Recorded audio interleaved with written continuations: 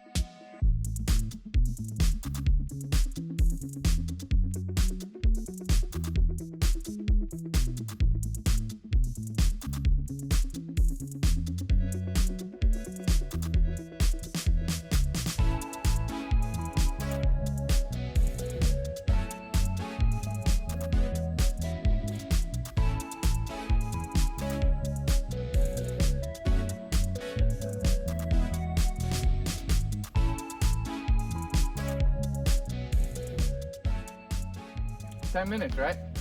11. This is everything that fits in Toastie. Benches, electronics, kitchen, fridge, bedding. But that's the beauty of the Honda Element, and especially our design, is that we're gonna drive around LA for a few weeks and we don't need all that stuff. We need the extra seats for passengers. We're back to a regular car, and it took no time at all. And then later this year, if we want to go on a big camping trip, we just put the benches back in and zip tie them back together. Yeah. You like it? Oh, I love it.